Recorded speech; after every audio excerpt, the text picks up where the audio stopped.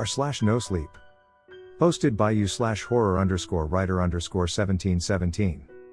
I hate working at the gas station, especially after discovering its dark secret. Every morning, it's the same thing. People lining up at the pumps that seem to always be full. I've seen fights erupt when someone cuts line at the pump. And dear God, don't get in the way of them ordering their gallon-sized bucket of coffee to go with their pseudo-egg wrapped in dough and deep-fried, part of this nutritious breakfast. Every morning it looks like an army of ants on crack running around grabbing whatever food-type substances and drinks they can, then taking their usual position of impatiently waiting in line. I love the different poses. The watcher. They must glance at their watch every 2 seconds to show how much they're being inconvenienced. These are usually the ones getting into a Mercedes or BMW when they leave. I don't know why they don't get their breakfast catered, I'm sure they can afford it. The foot tapper. Usually they have something stuck in their ear and can't hear their order being called. The heavy sigher. Exhales loudly every third time the watcher checks the time, and when the foot tapper has to be told to move up in line. As if anyone could hear him over the music that's blaring so loud over the speakers, making it so easy for everyone. Did I happen to mention, I work here? Sometimes I wonder why after the things I've seen. Not just the idiots, but other things, much darker things. But we'll get to that. Every morning I have to deal with these idiots. Is it still called road rage if you feel it in a gas station? As much as I hate them, customers are actually the easiest part of my job. I mean, who wouldn't want to go out in the middle of the night when the temperature is below zero and the wind is howling, to change the bags in the trash cans because it's the appointed time? And who appointed the time, you ask? Why, the manual, of course. The corporate bean counters have done studies and run focus groups or some nonsense, to decide the perfect time of day, or in this case, night, to empty the trash. It's all in the manual. The manual is your friend. The manual is your God. The manual must be obeyed at all costs. That's what the manual says. So if it's cleaning the toilets, emptying the trash, washing out the coffee makers, the manual tells us exactly when and how to do it. That's a load off my mind. I don't even have to worry about not knowing how to clean a toilet, the manual tells me. What it doesn't tell me is what happens when the power goes out only at our station every night at exactly 2:59 a.m. and comes back on at 3:01. I've seen this so many times. I watch the McDonald's beside us and their lights never go out. What's even stranger is the security cameras never seem to pick it up. I've reviewed the recordings. No loss of power ever shows. What has happened is somehow the timestamp on the video suddenly shoots from 2:59 to 3:01 like those 2 minutes never existed. The corporate techies call it a glitch and tell me to ignore it. The rest of us don't mention it. Not if we know what's good for us. But I know why it happens. I don't tell anyone for fear of being sent to. Is it corporate who keeps us shaking in terror at the potential of letting outsiders know what happens during those 2 missing minutes every night? Yes and no. It's something much closer, much darker, something that could. I guess the best way to describe it would be to tell the story of Kenny. I know, when I first heard his name I did the famous line from South Park, "Oh, no, they killed Kenny." It used to make me chuckle. I don't do that anymore. He started working here around 5 months ago. Wow, has it really been that long? Anyway, he was just another goofy teenager starting his first job after high school. Not that I was an elder scholar or anything. I only started here a year before Kenny did. He was fun to work with and we instantly became buddies. We loved to goof off during the night shift. Most nights it was just us working together. The place was usually dead from midnight until 5. We would rush around to get all our chores done so we had some free time. More than once we got into chicken nugget battles which would have us cleaning up right before the morning rush help came on. We found out exactly where the cameras could and couldn't see and hid from them while we held our battles. We became so good at it that the night security guys would call and ask where we were. Yes, the corporate bean counters monitored us night and day. Big Brother was always watching. More than once we discussed the option of tearing down the cameras and visiting corporate headquarters to shove them. Well, in some very interesting and anatomically uncomfortable areas of management's collective persons. But as for what happened to Kenny. We were having one of our Nuggets battles when Kenny gave a shout. I went over to see what was wrong and found him holding his cheek. He said something sharp hit him. I told him I was just throwing nuggets when he looked down and found the offending object. He picked up a nugget that was broken in half, but there was something sticking out of it. We looked and there was what looked like a woman's diamond engagement ring. We debated back and forth how it could have gotten lodged in there when Kenny pulled it out and found the meat perfectly formed around it. "I don't think it got stuck in there," Kenny said. "I think it was processed this way." That would mean, I said, that someone was accidentally processed in the meat machine. Are we sure it was an accident? Even as the words came out of my mouth, I knew how ludicrous they sounded. That kind of thing only happened in the movies, didn't it? Kenny's eyes locked on mine and I could tell he was thinking the same thing. I looked up and saw that we were in the camera's view. Stick that thing in your pocket, quick, I said. Kenny obeyed and we went about cleaning up as usual, but I could tell it was bothering him. Forget about that thing, man, I told him. It was just some weird coincidence. How many chicken nuggets have you eaten from this place? He said with a haunted look in his eye. I thought for a moment, knowing the answer was much higher than I wanted it to be. In fact, thinking about the ring and the potential source for the meat in the nuggets made me feel ill. Doesn't matter, I won't be eating anymore. What about that poor woman and her family? What about her? I said, my eyes nervously darting toward the nearest camera. Doesn't she deserve more than that? What do you want me to do? Hunt down her family and tell them where we found the ring? Kenny's eyes lit up. That's exactly what I'm going to do. Count me out of that, man, I said, hoping it would be enough to give him second thoughts about it. He shrugged and went about his cleaning duties. But from that moment on, he changed. Every time he was on break he would be looking things up on his phone. More than once I glanced over and he was looking at missing person sites and making notes on ones that were in the area. The longer he investigated this, the less he was interested in anything else. I swear it was like he was slowly turning into a zombie. All he did was stare at his phone and make notes. One day I came in the break room and he was just sitting there motionless. His eyes were open but focused on some point off in the distance. It was the creepiest thing I'd ever seen. You okay, Kenny? I said. He slowly turned toward me like some possessed doll. I'm fine. Okay, I said. I know who she is. Who is? The woman whose ring we found. Okay. Who is she? She worked at the distribution center. You mean the company's distribution center? Where we get all our products? He nodded slowly. How did you find that out? I asked a lot of questions. Asked who? He stared at me with an intensity in his eyes I'd never seen before. People. What people? He turned slowly and looked up at one of the cameras. It's not important, he said, looking away from the camera and resuming his unfocused stare. You okay, man? Yeah, I'm fine, he said in a monotone voice. It's just. I waited for a long moment for him to finish his sentence, but he just sat there like someone had hit his pause button. Just what? I said. He jumped like I had startled him awake. What? What do you mean, what? I said. You were talking and just stopped. I did? Yep.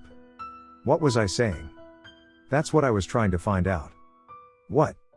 Yep. Yep? No, what? What? I shook my head in frustration. Never mind, I said, walking away, leaving him sitting there staring into space. I couldn't figure if he was messing with me or if something had happened.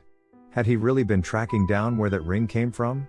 Had he really run across some people who had scared him so bad they turned him into this zombie? I decided it was time for some answers. After our shift was over, I followed him home. Only he didn't go home. He drove to the distribution center and parked on a secluded spot outside the fence where his car wouldn't be seen. I waited for him to get out of sight before I parked my car and followed him. He stalked through the woods outside the fence for a while until he came to a section that came apart when he pulled on it. He slipped inside and I followed suit after he was out of sight.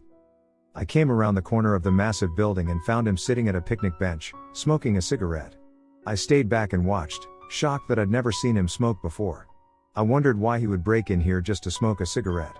The answer came quickly. The door of the warehouse opened and 3 people stepped out. I held my breath thinking he'd been caught, but he was calm and continued to sit at the bench.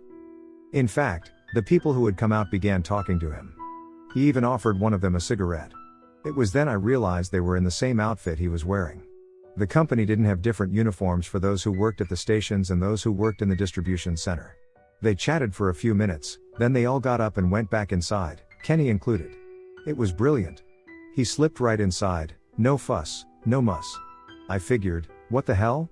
It worked for Kenny as I walked up and sat at the same picnic table. I didn't know how long it would be until the next break, so I tried a different approach. I knocked on the door. For a few minutes, no one answered.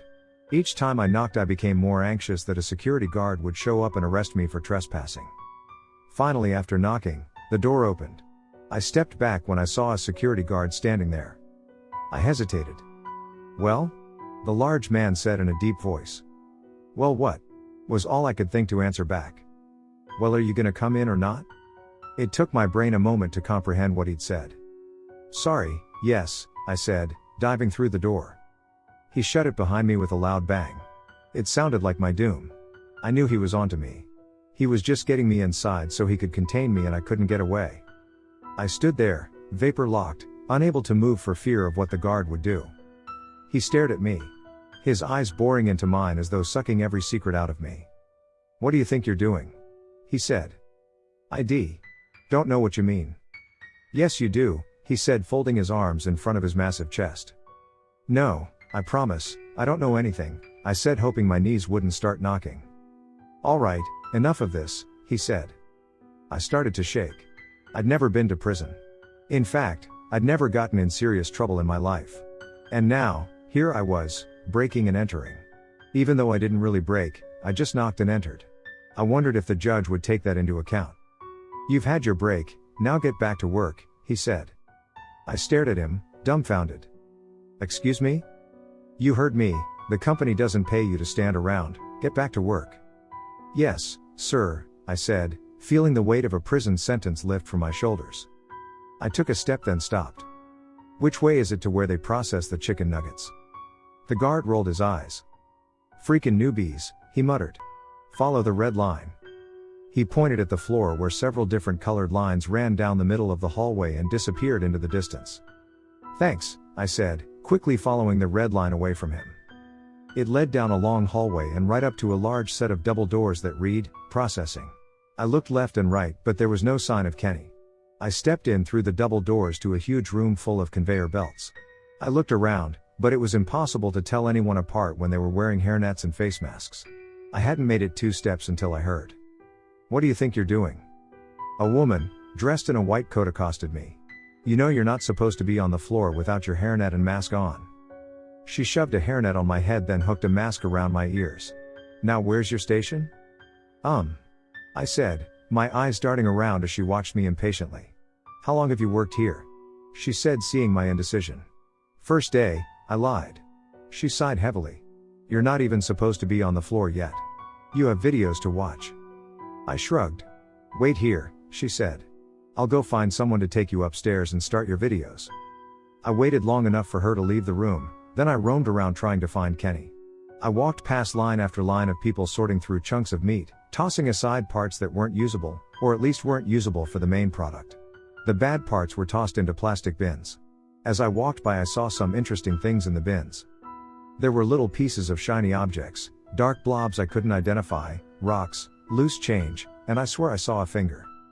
As I passed, the people on the line took a second away from their work to shoot me nasty glances. I guess having someone stare over their shoulder who wasn't a supervisor was taboo. As I walked by, someone grabbed me and pulled me over to the line beside them. "What the hell are you doing here?" Kenny hissed. "Looking for you," I said. "Okay, you found me, now get out of here," he said, going back to sorting.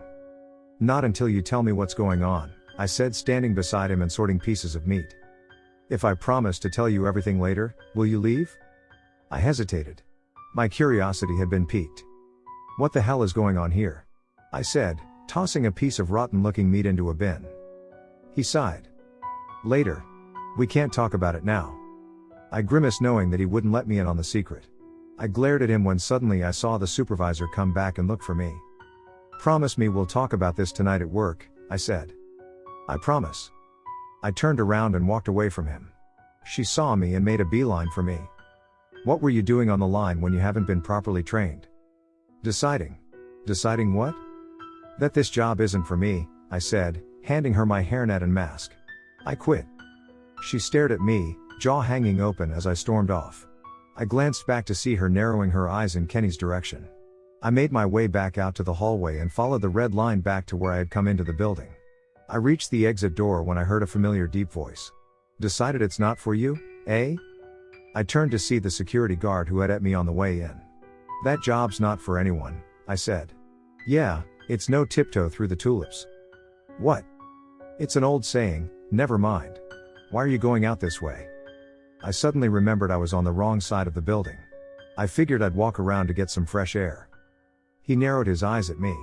I went for broke and bolted for the door. I could hear him running behind me. "Stop," he yelled much closer than I liked. I didn't obey. Instead, I hit the crash bar so hard I nearly knocked myself backward. The door flung open and smashed against the outside wall. I hit the open air and was around the corner before I knew it. I flew through the brush up to the fence and panicked when I couldn't find the open section right away. He was still in pursuit, but further behind. He must have lost sight of me for a minute. I ran along the fence, pushing on it as I went and growing more desperate with every moment. If I was stuck inside the fence, it would lead me right to the main entrance and I'd be caught. I was sweating from running but also from the thought of going to jail when a section of fence gave way when I pushed it. I breathed a quick sigh of relief as I dove through the open fence to freedom. I ran to my car not even thinking about the brush that had torn at my uniform and skin. I dove into the car and took off home. Only once I was moving did I look back and see Kenny's car sitting there, partially hidden. I wondered why he was being so secretive. I wondered if I had compromised him by leading them so close to his car. As I drove, my breathing returned to normal, followed by an adrenaline crash. I barely made it home and fell into bed. When I woke, it was dark. I jumped up in a panic, not sure where I was until I banged my foot off my nightstand and screamed in pain. Once I could breathe again, I leaned over and turned on the light. It bathed the room in an eerie glow that made me think someone was here. I looked at the clock and realized I was late for work. I didn't have time to change, shower, or anything. I just ran out the door and hopped in my car. The drive to work was a blur. I hoped I wouldn't get pulled over. When I got there a half hour late, I got an earful from my supervisor about not calling in to tell him I'd be late. I apologized and went about my nightly routine. "This isn't the military," he said as he headed out. "But if you show up looking like that again, I'll have to write you up." I wasn't sure what he meant until I went to the bathroom and saw myself. My uniform looked like it had been run through a shredder. There were tears all over the shirt and pants. My narrow escape through the brush had not been kind. I cringed at the thought of dealing with customers looking like I had spent the night fighting off wild badgers. In the end, there was nothing I could do. I'd have to get a new uniform to replace this one and use one of my backups. I came out of the bathroom and nearly ran over Kenny. "You ready to spill your guts yet?" "What are you talking about?" he said with a blank stare. "That's not funny," I said. "You promised you'd talk to me tonight." "I am talking to you. You're a real comedian. Now spill it." "Spill what?" "I'm not laughing, Kenny. Talk to me." He looked at me and his eyes glazed over. It scared me. "Are you okay, man?" I said. "I'm fine." "Okay, what do you remember about this morning?" His eyes went a deeper glaze as he fell into a 1,000-yard stare. He didn't say anything for a long moment and then it was like he woke up from a nap and looked at me. I went home and went to bed. I took a step back from him. "No, man, you didn't." "I didn't?" "You went to the distribution center." "Why would I do that?" I tried my best to find any sign he was joking, but I couldn't. And I knew him well enough to tell when he was serious. He was dead serious and believed every word he was saying. "You told me you had found something out," I said. "What?" "I don't know. You said you would tell me tonight." His eyes lit up with curiosity. "Did I tell you?" "No," I said slowly. "I was waiting for you to tell me." "I wonder what it was," he said, his eyes becoming unfocused. "Okay, man, you're scaring me." Just then there came a beep telling me someone had ordered food. "I gotta get that," I said, staring at him as he stood there like a robot trying to figure out an equation. I ran to the kitchen and started preparing the order. When it was nearly done, I saw Kenny come to the register and ring up the customer. "Number 38. I called out, setting the bag of food on the counter. I glanced up and froze when I saw who came for the bag. It was the security guard from the distribution center. "So, this is where you really work," he said, grabbing the bag. He shot me a sinister smile as he walked out. My fear melted, replaced with anger. I ran out the door after him. "Hey," I yelled as he reached for his car door. "Yeah?" I approached slowly. "What did you do to my friend?" "Who?" "The cashier," I said, pointing inside to Kenny standing there behind the counter looking like a statue. The security guard took a long look at him, then got a scared look in his eye. "I have to go," he said, ripping his door open and diving inside. "What did you do to him?" I said, grabbing his car door and holding it open. "Get away from me," he said. "Tell me first." His eyes darted all around. "I can't talk to you," he said, barely opening his lips and staring straight ahead. "Why not?" His eyes darted up to one of the many security cameras, then back to staring straight ahead. He ripped the door out of my hand, closed it, and roared out of the parking lot. I watched him go, more confused now than ever. I slowly looked around and for the first time realized just how many cameras were aimed at the parking lot. I went back inside and did my job for the rest of the night, trying not to let my eyes drift up to any of the cameras. I kept my eye on Kenny too, watching for any stray glances out of character, anything that would tell me he was joking. I didn't see one all night. The longer he went, the more scared I became. When our shift was over, I offered to drive him home, but he said he would be fine and drove off looking like a robot zombie. I wondered if he would make it. I tried to sleep that day, but I couldn't get my mind to shut down. It hadn't been 2 weeks since Kenny had found that ring and started his quest for the truth. I got out of bed having slept maybe an hour and dragged myself to the bathroom when there was a knock at my door. I answered it and there stood the security guard. "What are you doing here?" I said through bleary eyes. "Can I come in?" "I don't know, are you gonna arrest me for trespassing?" "Should I?" I started to close the door. "No, I'm going to tell you what happened to your friend." I stopped and reopened the door. He stepped inside, giving the place a quick once-over. "Okay, so what happened?" He asked too many questions. "What do you mean?" He sighed. "I've worked at that place for a while now, and one of the things I've learned is you don't ask questions." "I don't get it." "He showed up about a week or so ago. He just blended in and started working on the line. Next thing I know, I'm hearing workers talk about someone causing trouble. I narrowed it down to your friend and tried to talk some sense into him, but he wasn't having it. That day that you pulled your escape act, they pulled him in and had a discussion with him. And that's what made him go all zombie on me?" "You don't get it," the guard said. "They drugged him." "What?" "They have this drug they use that slowly eats away your brain until there's nothing left." "Wait, they're killing him?" "That's the way it works." "But why?" He looked around the room as if searching for something specific.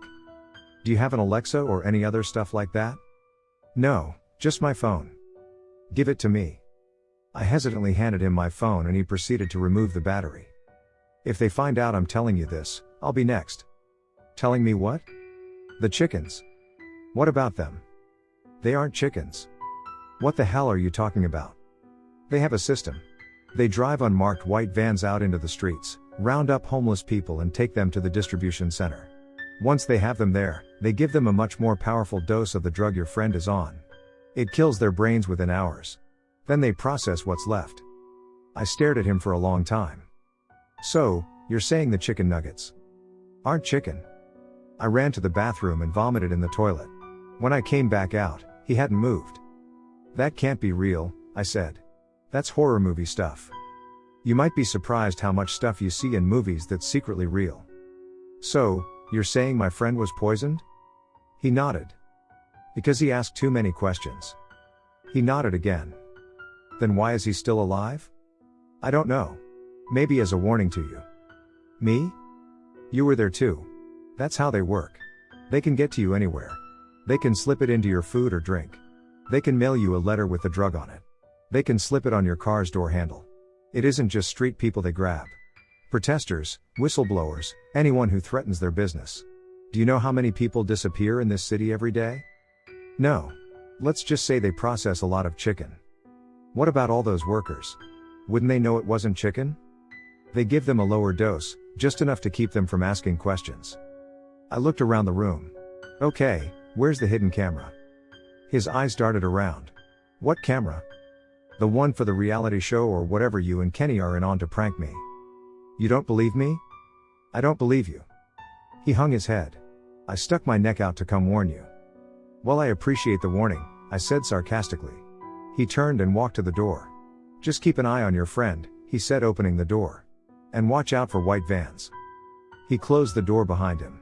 It was nearly time to go to work. I shook off the thought that was clinging to the back of my brain. What if he was right? I showered and dressed and made it to work on time. The shift was uneventful except for my continual attempts to snap Kenny out of it. He didn't respond. It was just before 3 a.m. when I saw a white van pull up. No one got out of it, and I couldn't see inside because it had tinted glass. I shrugged it off and went back to my job, mopping the kitchen floor. The guard's words came to me as I was doing my chores. I looked back out at the white van, but it was gone. I shrugged and went back to cleaning. A few minutes later I came out of the back room because someone was yelling. "Isn't anyone working around here?" An angry man raged at the counter. "I'm sorry," I said. "The cashier must be in the bathroom." I took care of him, then went on a mission to find Kenny. In his condition he could have wandered off somewhere or gotten stuck in a closet. 20 minutes later, I was frantic. I hadn't seen hide nor hair of Kenny. I was even tempted to check on the roof, but the access ladder was still locked. It was starting to get busy, and I didn't have time to search for him anymore. Between cooking and running register, I was falling behind by the second. I had a lot of irate customers by the time day shift came in and bailed me out. I was so far behind I stayed for an extra hour just to help them catch up. After my shift I went to the supervisor. "I'm worried about Kenny," I said. "It's not like him just to disappear like that. Maybe he got sick and went home without telling you." "Maybe, but then why is his car still here?" He looked at the security monitors and sure enough, Kenny's car was still sitting in the employee's parking lot. "That is weird.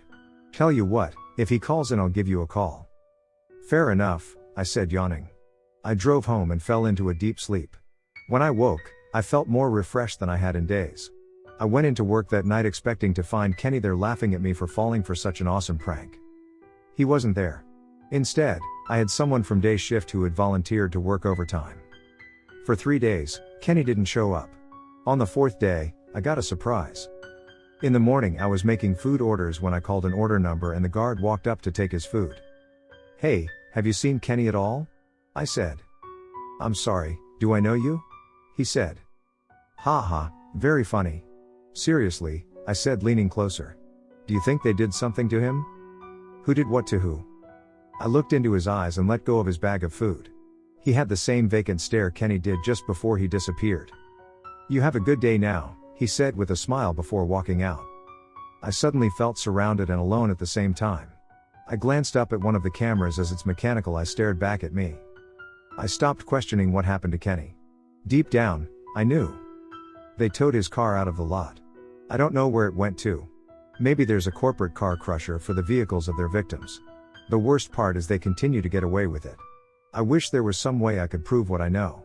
But I can't. Without going into the distribution center and getting evidence, I've got nothing. I keep coming to work for some reason. I've started looking for another job.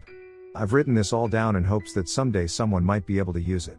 That they would read this and look in the right place to discover this horrible truth. I've been feeling more tired lately. Maybe it's just knowing about this horrible thing that's happened and having no way to stop it. I wanted to write more of what I remembered in my journal, but my thoughts seemed to slip away so easily. It's been a few days since I've written anything. I think. Or has it been a few weeks? I keep getting thirstier for soda. I'm glad the company lets us have free soda when we work. I keep looking up at the cameras for some reason, but I can't remember why. I read the words on the page but don't remember writing them. I see a white van pull up. It must be a customer. It's nearly 3 in the morning. I hope they come in before the power surge.